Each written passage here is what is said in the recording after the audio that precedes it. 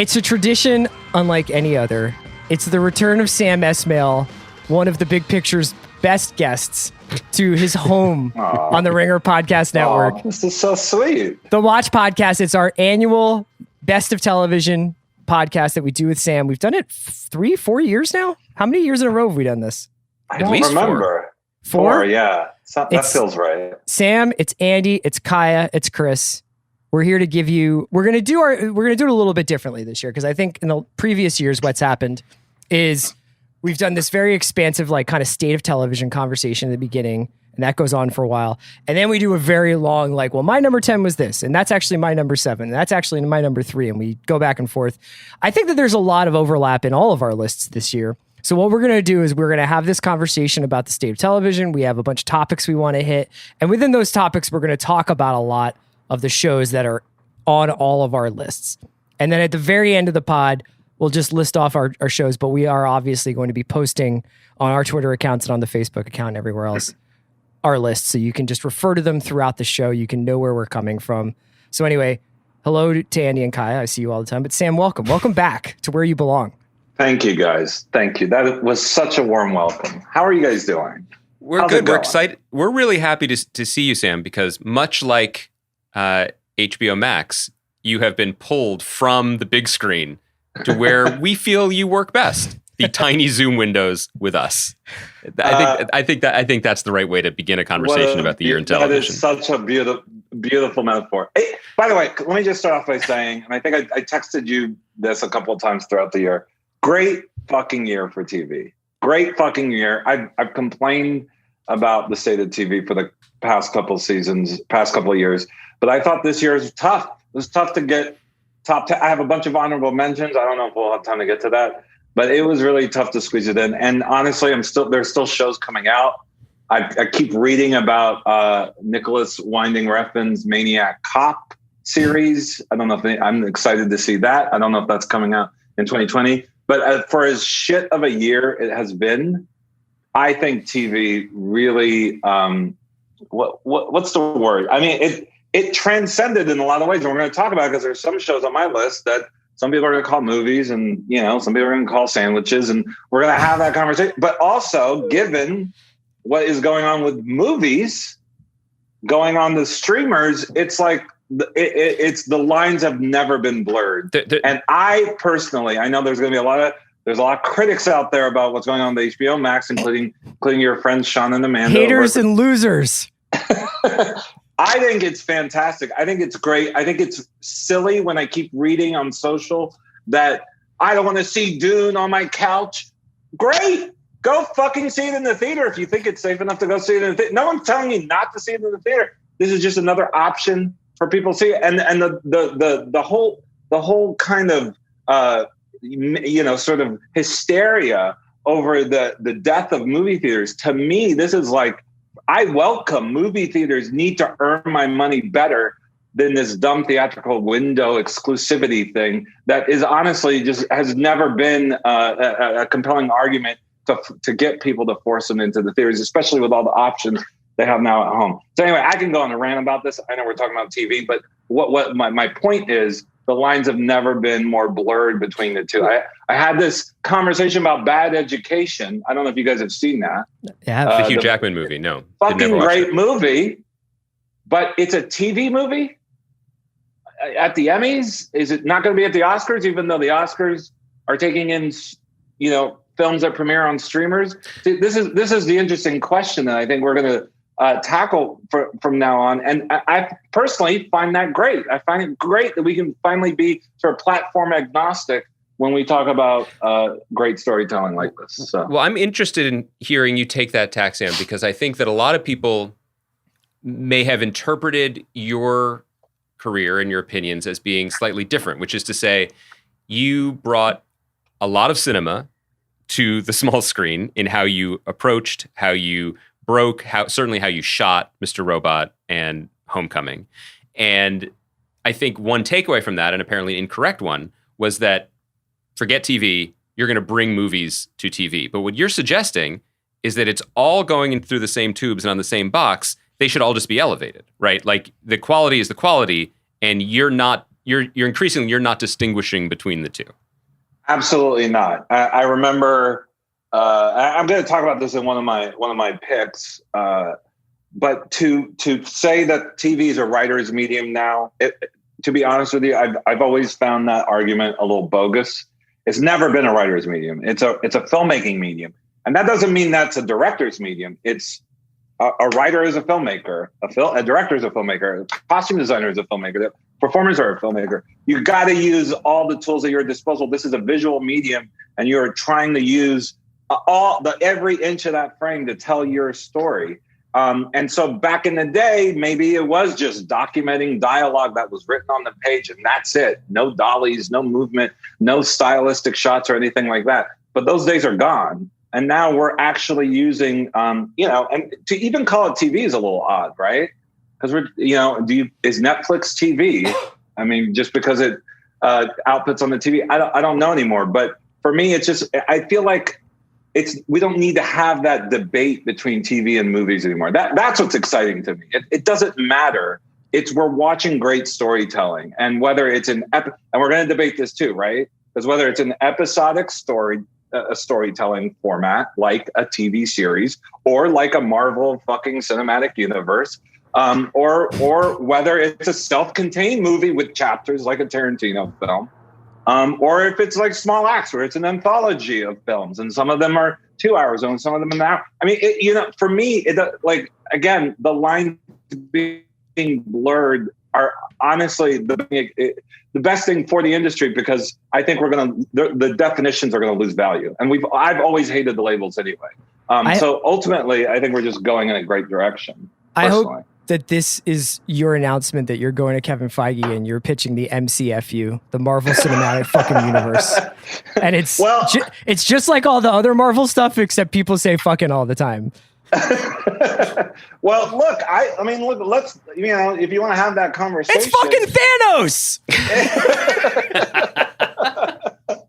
So, Sam, going back to the first thing you said, which was heartening to hear, because I think we all agree, this was unquestionably an awful year on Earth, but TV was really good. And I think they were Chris and I killing were it both, on the moon, though. It was great. They had From all Earth to the mankind. Moon. Season 3 renewal.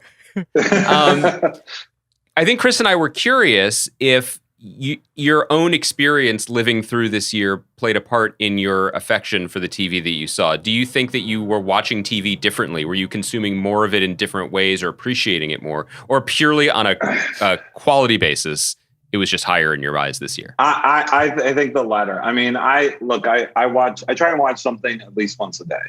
And that didn't change even when I was in the middle of shooting Mr. Robot or Homecoming, or if I'm just writing, or during the pandemic. I at least try and get one episode in of something a day, if not two, or a movie or something. So for me, it wasn't about my viewing habits. Honestly, I just, the amount of, and we're going to talk again, when we get into the list, we'll talk about, but the amount of unique points of views and the experimentation that was going on, and all the things that I just talked about in terms of redefining what storytelling can be, to the point where people legitimately don't know what to call it: a movie, a TV movie, a series. So for me, it's just, I don't know what it is. I don't know what happened, but something about all of the past years of my frustrations with TV sort of bubbled up to the surface. And this honestly segues nicely, and if we want to talk about this, into I believe I angrily texted you, Andy, about the fact that you and Chris were sort of encouraging television shows to be more like expensive screensavers that you can fold laundry That's in front exactly of. What we were saying. That's a direct quote. No, it's good. Yeah. And weirdly, a couple Newsmax Esmail has logged into the chat.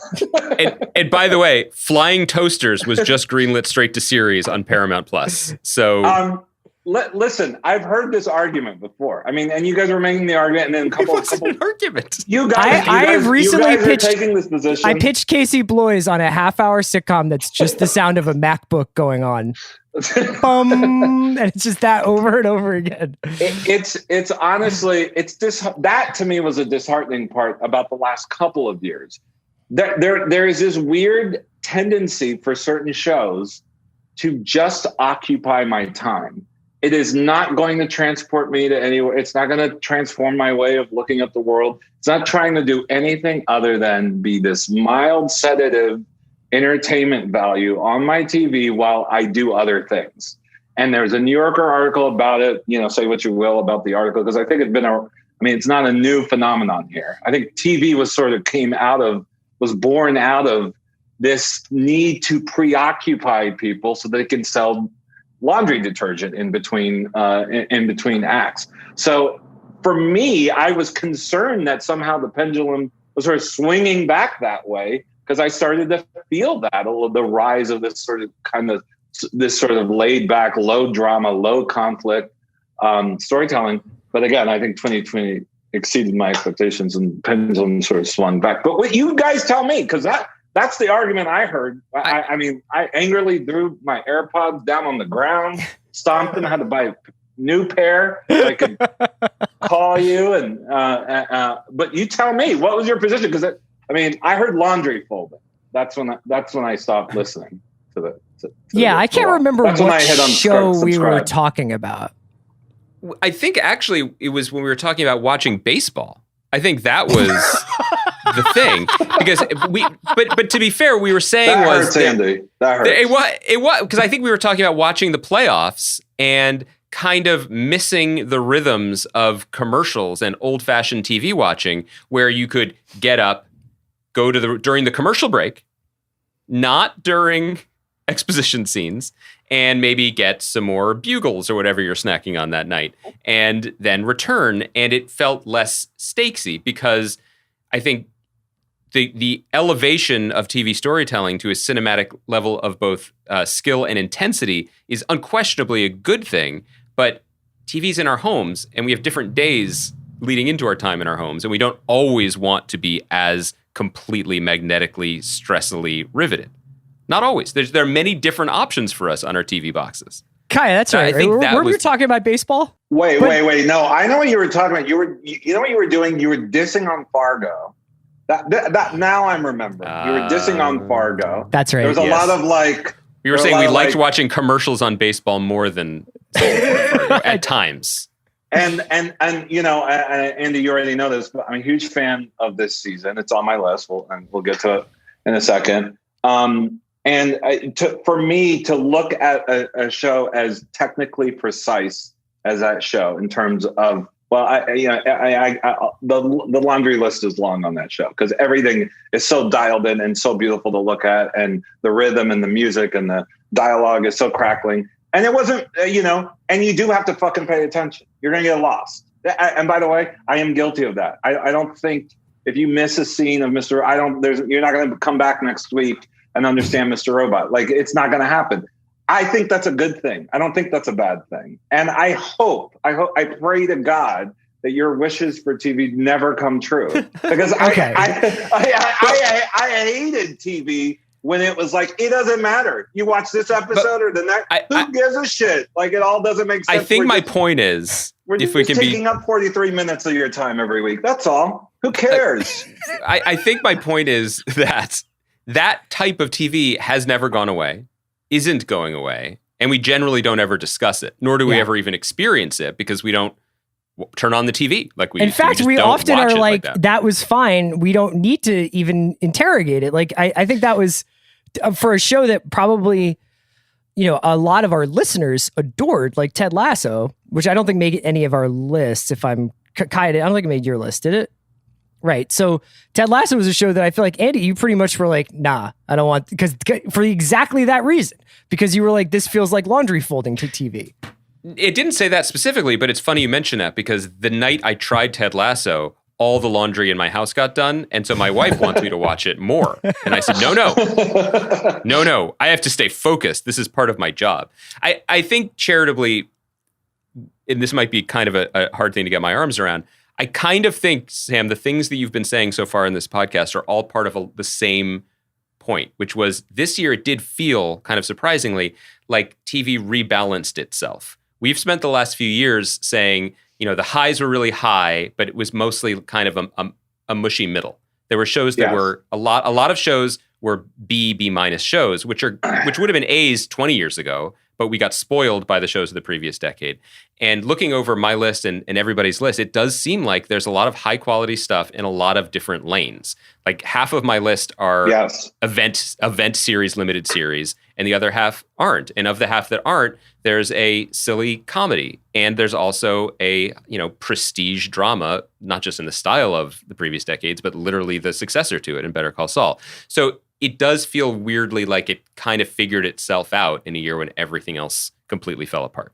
Yeah, and I think, Sam, to your point about I too, I think, watch something every day in some capacity. At the end of every day, I actually, like, it was probably the highlight of my day during quarantine, which we are still in, which is basically getting through my work day, eating dinner, and then finally being able to like go somewhere else with in a screen. And a lot of the shows that I picked, I think, in some ways overcompensated for my lack of experience this year. Like sensory wise, like we didn't have any experiences that I didn't this year worth noting. I mostly was home. I saw a few friends and didn't really go anywhere. So a lot of the shows that I watched or that I loved basically were very transporting, not necessarily in a like watching The Expanse and go to another planet way, but in a, watching industry and watching people go out at night and be close to one another and do drugs and go to work and have consequences to all that stuff. To me, was like very invigorating in a way that I don't even know if it would have been in 2019 and hopefully won't be in 2021, which isn't to take away from the quality of the show, which is immense and we've talked about a lot. But I think I was looking for something at the end of the day, whether it was light and airy or heavy and dark, that kind of like made up for the lack of stuff that I actually, did this year. Well, I'll add another thing to this. I don't know. I didn't count it on your list, but I only have 2 returning shows on my list. One of them is an anthology. So it's a whole new storyline anyway. I do love just to even keep going further down this road of how TV is sort of transforming itself. I do love this trend of shorter seasons, not shorter. I mean, I do love shorter seasons, but I also love the trend of less seasons per series. Mm-hmm. We're going to wrap it up. We have a story. It's intentional. We have a beginning, middle, and end. And, maybe 3 seasons, 4 seasons, and we're out. I feel like that trend is again hewing closer to a more intentional, precise form of storytelling. That we're not here to just preoccupy 22 hours a year of your time. That we're here to tell a very intentional story, and we don't know. And maybe showrunners are going to be encouraged to start planning things out ahead of time before they shoot seasons of their show, or even start to write or break their first season. But for me, I think that's incredibly. I don't know what that is yet. I don't know what that is. And again, when we go through our list, it all the forms of all these shows like Fargo and Small Acts all vary now, and the format's going to get played around a lot. But I love this contraction of let's not do fluff seasons. Let's not do 7 or 8. That whole old antiquated way of thinking of going as long as you can for as far as you can is kind of like outdated now. I kind of like the encouragement of keeping it tighter. I think it's worth noting that, and I agree with everything you're saying, and I look at my list, there are only 3 shows that were returning out of the 10. It's worth noting that the list would have looked a lot different had there not been a pandemic, because we were robbed of 2020 premieres for the returns of a lot of shows. Mm-hmm. Probably the debuts of shows we're not even aware of yet too. But there's no Succession, all of our favorite show. I know. Like Barry probably would have come back. Like a lot of shows that have been on. Atlanta may have been ready this year. We're not sure about that, but a lot of favorite shows that were stuck on the shelf. Well, so since we're already talking about the aesthetic changes of television and cinema and television, why don't we start with this? So, Sam, when you sent in your list, one of the first things that jumped out, and probably this isn't surprising because of your own CV, was that a number of shows were, like your shows, Mr. Robot and Homecoming, were all directed by one person. So those shows on your list are your number 9 show, Queen's Gambit, your number 4 show, which is Small Axe, a collection of, he calls them films, Steve McQueen, and your number 2 show, Devs. And we sort of on email kind of said Fargo, I know, was directed by Noah and some of his collaborators, but you could kind of squeeze that in too if you want to talk about it, because there's no question that show isn't completely aesthetically controlled by the taste of one person. So you've worked on TV this way. Now you're seeing more and more people do it this way. What does it bring? Why did it elevate these shows?